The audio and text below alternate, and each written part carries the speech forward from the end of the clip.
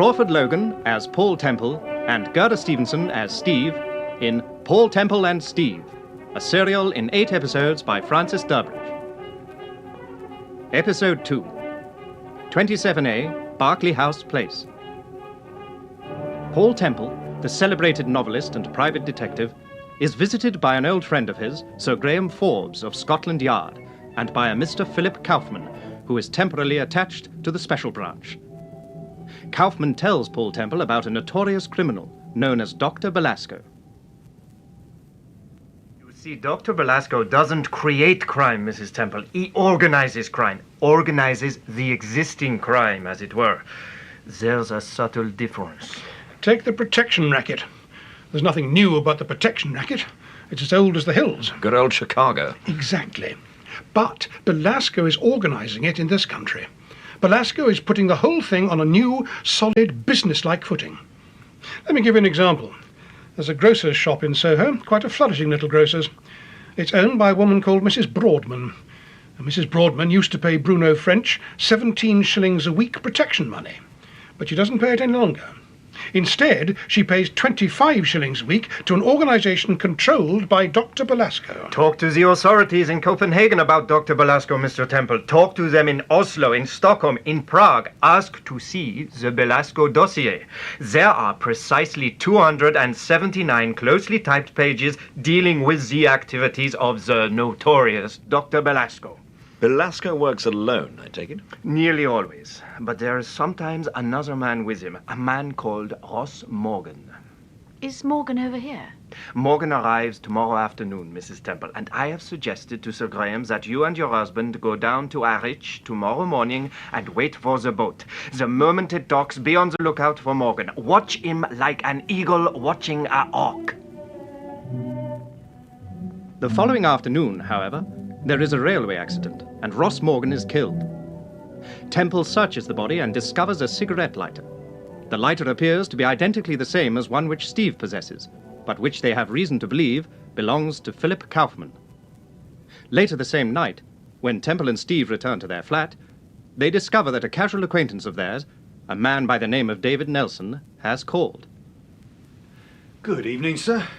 Good evening, Mrs. T. Any messages, Charlie? No, sir. But there's a gentleman here, sir. He called about 5 minutes ago. Mr. Nelson. Mr. Nelson? Yes, Mum. What on earth does he want, I wonder? Where is he, Charlie? In the lounge, sir. Right. Ah, so here you are. Hello, Mr. Nelson. What can I do for you? Well, I'm sorry to trouble you, Mr. Temple, especially at this time of night, but... Well, I think your wife has got my cigarette lighter. Your cigarette lighter? Yes. I offered Mrs. Temple a cigarette last night at the Villa Rica, and I believe I put my lighter down on the table. One of the waiters said that he thought he saw Mrs. Temple put it into her handbag. Oh, yes, as a matter of fact, I believe she did. My wife's terribly absent-minded these days, I'm afraid.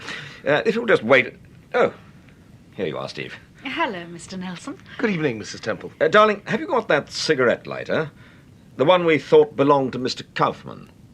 Why, yes. Here it is. Is this your lighter, Mr. Nelson? Yes, that's the one, all right. You must have picked it up off the table, Mrs. Temple, without thinking. Yes, of course I did. I remember now. How stupid of me. Then it's your lighter, Mr. Nelson? Yes. I'm rather afraid it is. It's got rather a curious design on it. We find it rather intriguing. You mean the acorn? Yes. Yes, I've often wondered if it had any particular significance. Where did you buy the lighter, Mr. Nelson? As it happens, I didn't buy it. It belonged to my wife. Have you any idea where she got it from? No, I'm afraid I haven't. Could you find out? I doubt it very much. You see, my wife committed suicide just over 2 months ago. Oh, I'm sorry. But why are you so curious about the lighter? I know it's a rather unusual one, but it's not surely... quite so unusual as you'd imagine. No? No. Take a look at this. Why, it's just the same. It's got the same design on it. Exactly. Yes, exactly. Where did you get that lighter? I got it from a man called Ross Morgan. Ross Morgan? Yes. Does the name convey anything to you, Mr. Nelson? No. No, I'm afraid it doesn't. Morgan was a Canadian. We travelled down to town together this afternoon from Harwich, but there was a railway accident and Morgan was killed. I searched the body and discovered this cigarette lighter. Ross Morgan was a friend, one might almost say an associate, of a certain Dr. Belasco. Dr. Belasco? You've heard of Dr. Belasco, I take it? Yes, I have heard of Dr. Belasco. That's odd. I've only heard that name mentioned once before in my life, but I've never forgotten it. I heard it one evening just after dinner about 3 months ago. I was going upstairs to my bedroom when I heard my wife on the telephone. She was in the library. She sounded worried and terribly unhappy. I don't know who she was talking to, but as I passed the library door, I distinctly heard her mention the name Belasco. Dr. Belasco. When I saw her at breakfast the next morning, I asked her about it, and she said that I must have been mistaken, and that she knew of no one called Dr. Belasco. Mr. Nelson, Yes, Mrs. Temple.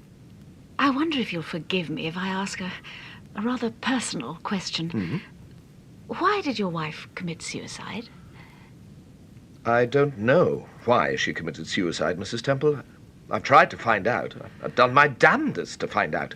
I've even employed a private investigator, but it was no use. Rini, my wife, was always a temperamental, moody sort of a person, but somehow I think she must have had a very sound reason for doing what she did. Do you think she was being blackmailed? I don't know. I suggested that possibility to Mary Hamilton, but she... To Mary Hamilton? Yes. Was Mary Hamilton the private detective you mentioned? The person you engaged to find out why your wife committed suicide? Yes. What did she find out exactly? Look here, do you know Mary Hamilton? What did she find out, Mr. Nelson? She found out what I already knew, or at any rate suspected. What was that? She found out that Rini had been mixing with, well, rather a peculiar crowd of people. What sort of people? Oh, well, there was a woman called Mrs. Forrester, a widow. Mrs. Guy Forrester? Yes. Go on, Nelson. She used to give a lot of parties.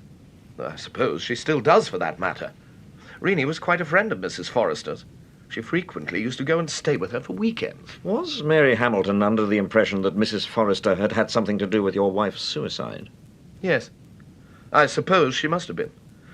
She certainly asked me quite a lot of questions about Mrs. Forrester the last time we met. What sort of questions? She wanted to know whether I was a friend of hers. Are you? Good Lord, no. Do you think it's possible that Mrs. Forrester gave your wife the cigarette lighter? Yes.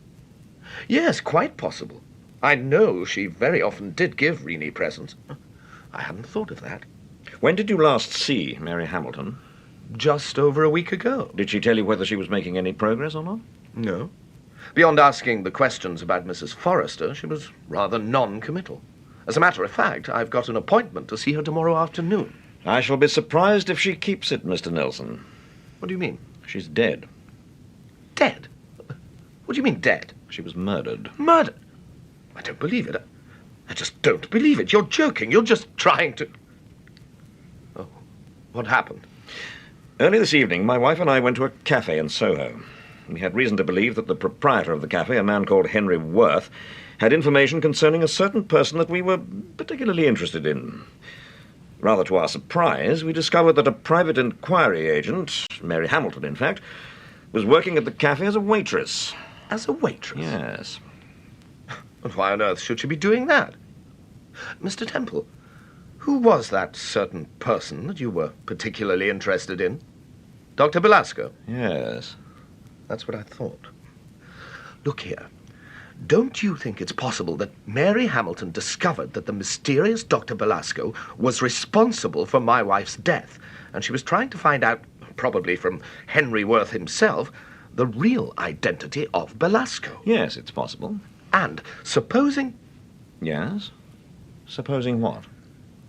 Supposing Mary Hamilton discovered that Dr. Belasco was a woman. Supposing, in fact, she discovered that Dr. Belasco was none other than Mrs. Forrester. Well? Well, Wouldn't that explain why she was murdered? Well, you could say the same thing about Henry Worth. Or yourself, for that matter, Mr. Nelson. Yes. Yes, I suppose you could. Mr. Temple, Yes?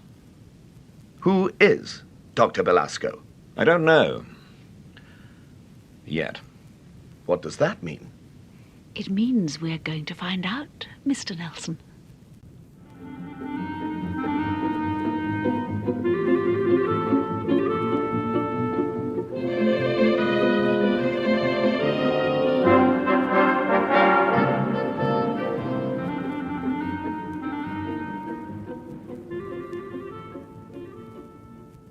It's no good arguing the point, Kaufman.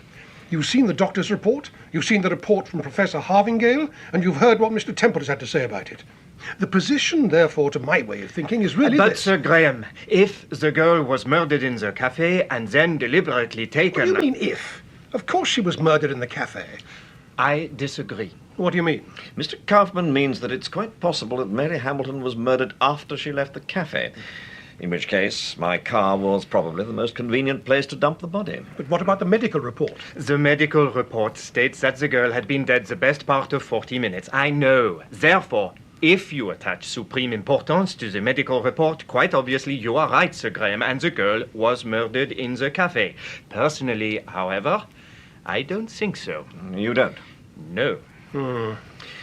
Well, I suppose, strictly speaking, this is your pigeon, Inspector Perry. Have you seen Mr. Worth? Yes, I saw him this morning. What did he say?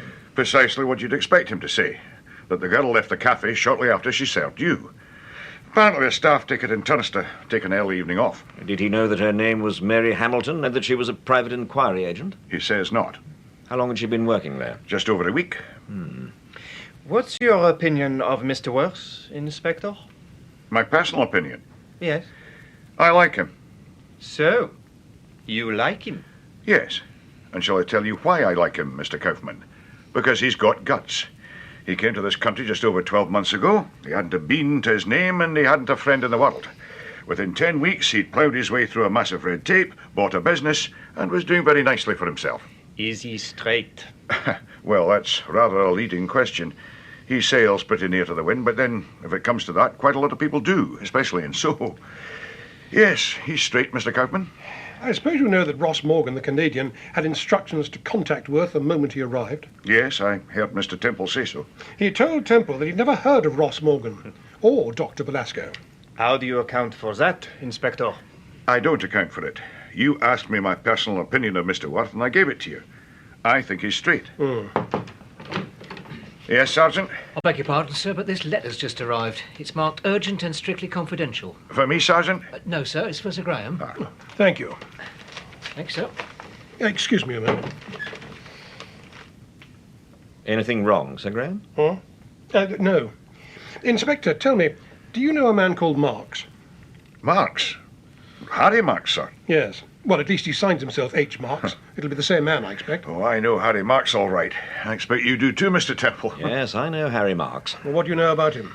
Before the war, he ran a small antique shop on the Edgware Road. The shop was a blind. He was really a fence. When the war started, I lost track of him. I believe he went out to South Africa or somewhere. All right. Yes, well, he's not in South Africa at the moment, Mr. Temple. He's back over here. He's been over here for some little time. Well, what's he doing? He's running a protection racket. According to all accounts, he's got quite a nice little clique around him. Well, I'll read you the letter. Dear Sir, I learned from a reliable source that Scotland Yard are interested in the identity of a certain Dr. Belasco. If you will meet me this evening at Worth's Cafe in Soho, I shall be pleased to place certain information concerning this gentleman at your disposal. Be at the cafe shortly after 10. You say this man Marks runs a protection racket. Yes. Then it's perfectly obvious what has happened. Belasco intends to take him over. Marks has got wind of this and is obviously out to double-cross him. Yes. This might be our chance, Sir Graham, so far as Belasco is concerned. You will no doubt observe, Inspector, that our friend Mr. Worth once again comes into the picture. In rather an interesting manner, Mr. Kaufman, don't you think? What do you mean? Well, if Harry Marks thought that Mr. Worth was Dr. Belasco, he would hardly suggest his cafe as a suitable place for a rendezvous with Sir Graham. Yes. Yes, that's true. That's quite a point, in fact. quite a point.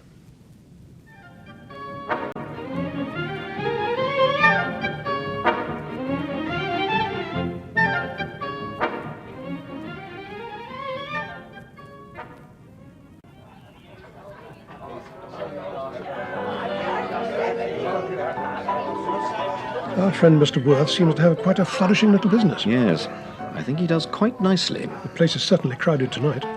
There's a table over there, Sir Graham, in the corner. Oh, yes. Let's go over. Oh, so sorry, sir. That's quite all right. You've dropped your paper. Oh, thank you.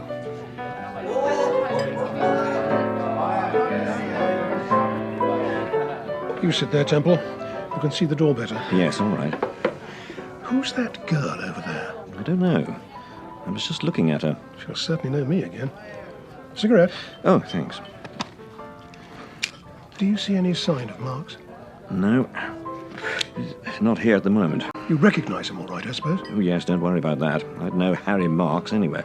Ah, here's Worth. Where? He's just coming over. Good evening, sir. Good evening, Mr. Worth. Is there anything I can get you, sir? Well, we're waiting for a friend of ours, so would you mind if we didn't give you our order until he arrives? But of course not. Let me get you an ashtray, sir. Thank you. Mr. Temple, Yes. I feel I owe you an apology, sir. Last night, when you were here with Mrs. Temple, I must have sounded both extremely rude and very sure of myself. Oh, that's all right. I hope you'll accept my apologies, sir. There's nothing to apologize about. It's not easy running a cafe like this, you know, Mr. Temple. There are so many restrictions, so much red tape. The police, well, sometimes they are never off my doorstep. I try to do the best I can, Mr. Temple. I'm sure you do. If you want to know anything about me, about my character, I mean, ask Inspector Perry. He knows me. He knows me personally. He knows I always try to play the game. You told me last night that you'd never heard of a man called Dr. Belasco. Was that the truth? Yes? You know who this gentleman is, don't you? Yes. I recognized you immediately, sir, from your photographs. Did you? You ought to be on my staff, Mr. Worth. We have an appointment with a man called Harry Marks. He asked us to meet him here at 10 o'clock. Harry Marks? Yes. Do you know him? Yes. Yes, I know him. I don't like him. He's a notorious character. I don't encourage that sort of person to frequent my cafe. When was the last time you saw Mr. Marks? About 4 weeks ago. Here at the cafe? Yes. He dropped in one night about 7 o'clock. He stayed for 5 or 10 minutes, that's all. I see. Will you excuse me? I have rather a lot of things to attend to just at the moment. Goodbye, Mr. Worth. Good night, Mr. Temple. I'm not so sure that Perry's right about that young man. Something's happened to him. He's scared. Now, I wonder what exactly has scared him. Hello. Here's that girl we were talking about. The seat taken, Dux? Yes, I'm afraid it is. No, I don't think it is. Allow me. Oh. Thanks very much. You two boys together? You ought to know. What do you mean? You've been watching us for the last 5 minutes. Well, I like that, I must say. Is your name Forbes? Yes. I've got a message for you. For me? Yes. From Harry. Harry Marks. What is the message? Is he a friend of yours? Yes, it's all right, Miss, Chandler. Billy Chandler. It's all right, Miss Chandler. You can talk. Harry's waiting for you. He's outside of town. He told me to meet him here at 10 o'clock. I know, but he couldn't take any chances. Where is he? My name is Temple. Paul Temple. He's in a car on the Great North Road. It's parked about 6 miles this side of Longford. How long should it take us to reach him? About an hour. Perhaps less if you step on it. We'll step on it.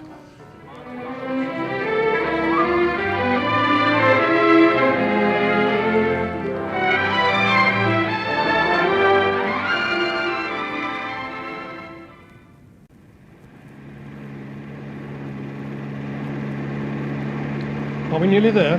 Yes. You'll see the car in a moment. Is that it?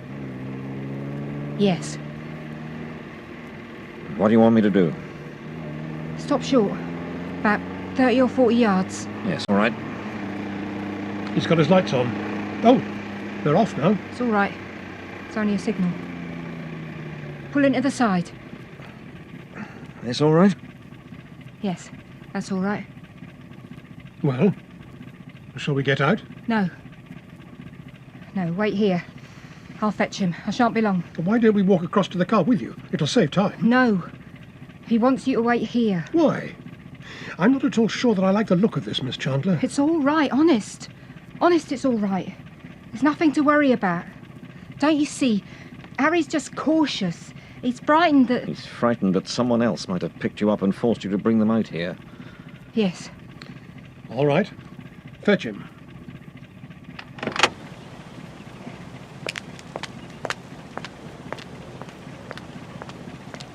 I'll switch the engine off. Hello. He's got his engine running. Yes. She's nearly reached the car. Yes. Hurry! It's Billy! It's okay! He's here! Ah! What is it? She's seen something. I've got a hunch that Marks isn't in... My God! Temple! They were waiting for us. The car's coming! Get down, Sir Graham!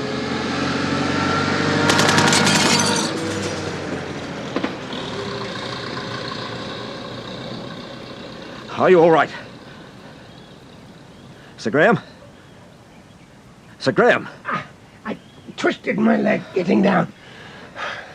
That's better. You're sure? Yes, I'm all right. Then come along.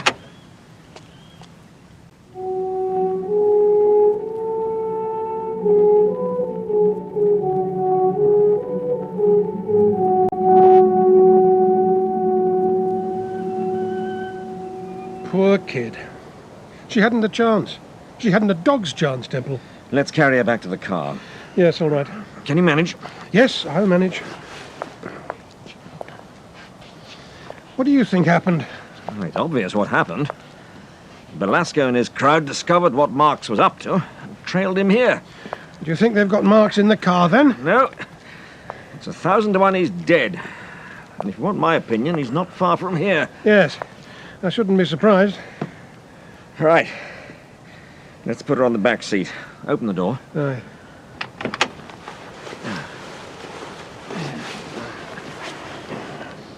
There we are. Poor kid. She little knew what was in store for her. I'll have a scout round, Sir Graham, and see you back here at the car. All right, Temple.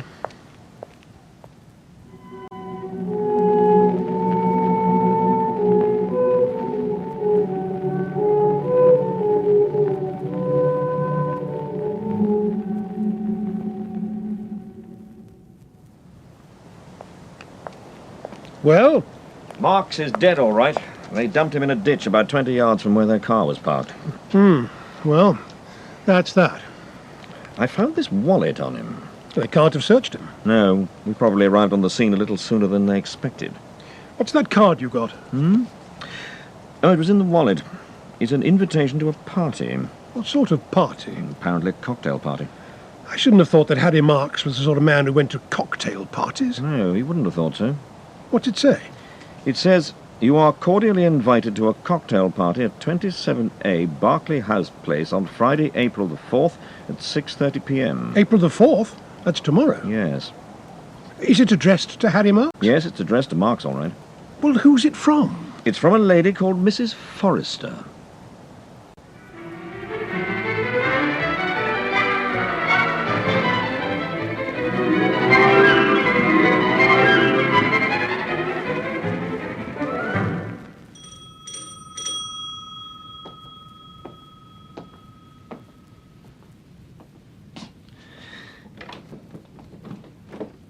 Good evening, sir.